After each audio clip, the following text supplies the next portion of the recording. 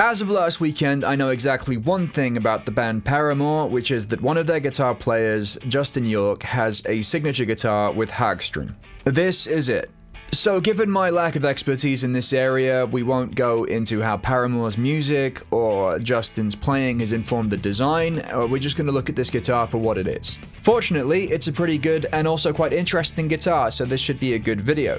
By the way, if you want to see more good videos every week, then you should subscribe to my channel. So, firstly, this Hagstrom Super Viking is a Chinese-made guitar, as are the majority of current Hagstroms. It isn't, however, an affordable guitar, by which I mean a budget guitar. The cheapest I've found it listed is for just under $1,000. Now, that's quite a lot of money for a Chinese guitar, so the specs need to be good. It's a semi-hollow guitar with the top, back, and sides made out of laminated maple, and it has a solid maple block running down the center of the guitar. The neck is Canadian hard rock maple, and the fretboard is made from a composite called Resonator. It looks a little bit like ebony, and being a composite, it'll be a lot more homogeneous and stable than real wood, which is a bonus. Also keeping the neck stable is Hagstrom's H-Expander truss rod, which is designed to prevent twisting, something that most conventional truss rods don't do. I'm not sure what the frets are, but they're wide and flat, very similar to what Gibson use. There's 22 of them, and also these very fetching synthetic mother-of-pearl block inlays. They're rounded at the corners, which is a quite subtle but very cool touch. Then you have the Graphtec black tusked nut, and this generous offset headstock with the fleur-de-lis and the Hagstrom logo, both again inlaid in synthetic mother-of-pearl. The tuners are Hagstrom branded with these kind of Art Deco style keys and a 17:1 ratio, which gives you a good amount of precision. The body is finished in this classy and understated deep trans brown, which I wasn't sure of to begin with, but is gradually growing on me. It's got cream binding on the top, on the back, and the fretboard. And another cool touch is this floating pickguard, where you can see the word Super reversed embossed in silver foil, denoting that this is a Super Viking, which differs from the standard Viking by having a 25.5-inch scale length, where the standard is 24 3/4 inches. Most Hagstrom Vikings have a tunematic bridge and some kind of trapezoid tailpiece, whereas this one has a stop bar, which while not as aesthetically pleasing does offer a fraction more tuning stability. There's a 3-way switch on the upper horn, which I prefer to having it located near the bridge like on a Gibson ES model. There's a volume and a tone for each pickup, with a push-pull to split the bridge pickup. Last but not least, we have a Hagstrom custom 58 humbucker in the bridge and a Hagstrom P-Urified P90 in the neck position. I really like the look of these kind of cutaway covers.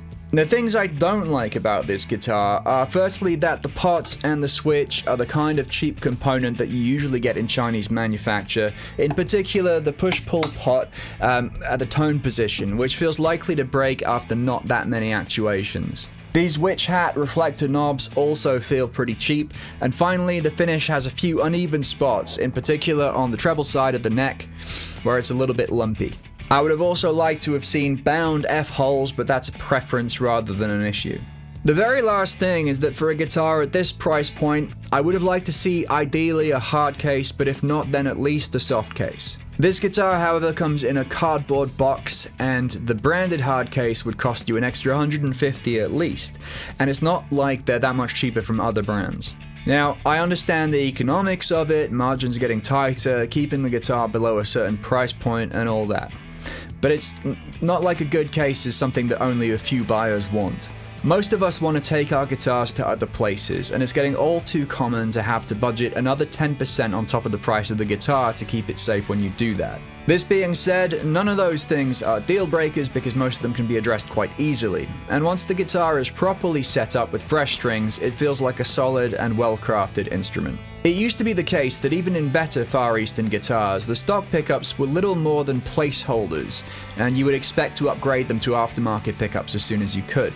It's increasingly the case, though, that manufacturers are upping their game to the point where upgrading from stock pickups is a matter of preference rather than a necessity.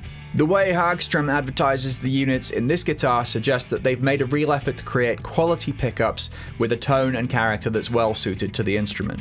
Now, they might not be as period accurate or as authentically voiced as a set of boutique vintage clones, But in truth, the bar that separates crappy budget pickups from decent sounding pickups is surprisingly low. These days, the only guitars with really bad stock pickups are the ones that were made so cheaply it's a wonder the thing makes any sound at all.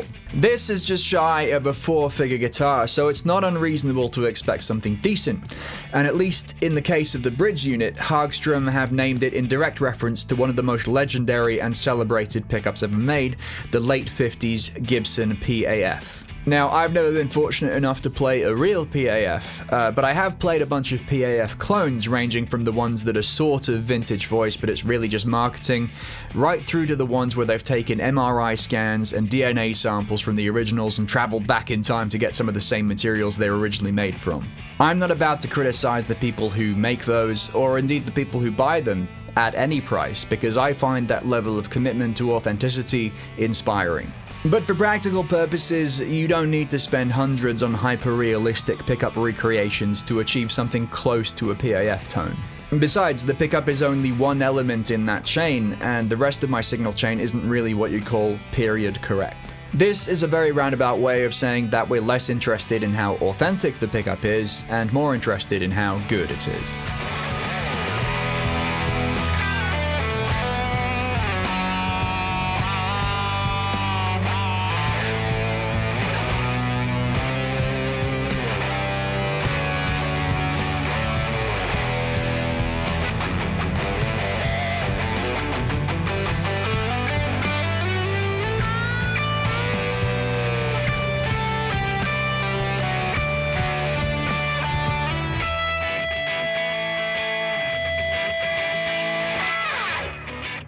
The guitar is going straight into my Universal Audio interface, and I'm using the demo version of the Neural DSP Tone King Imperial, which I've been checking out to see if I like it. The verdict is, not sure yet. It's a separate review, so I won't go into it, but I'm not sure this is the ideal guitar to pair with it. Let me know what you think. So one of the cooler features of this guitar is one I'm not sure I've seen on any other guitar, and now I've experienced it, I'm not sure why it isn't way more common. Normally, if you turn a tone pot down, the treble frequencies are rolled off. I've never really found a use for that sound, especially on guitars with humbuckers. This guitar, however, is wired so that when you turn down the tone pot, it filters out the bass frequencies instead. That gives you an interesting sound on the bridge humbucker.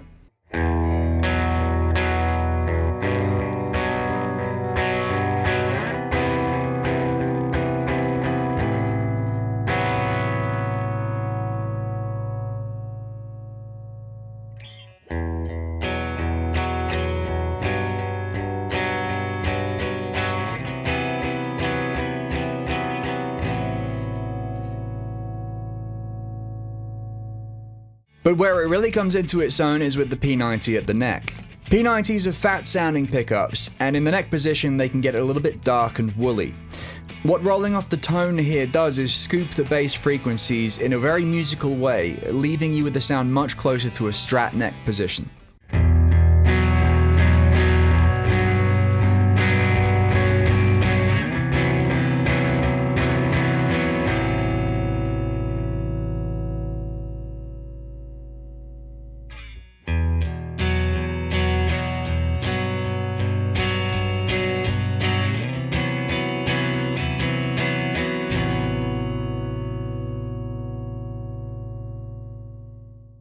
This naturally lowers the output too, so a really usable way to have the guitar set up is to have the neck position with the tone rolled off for a chimey, cleaner tone, and the bridge with the tone all the way up for a bigger attack, like this.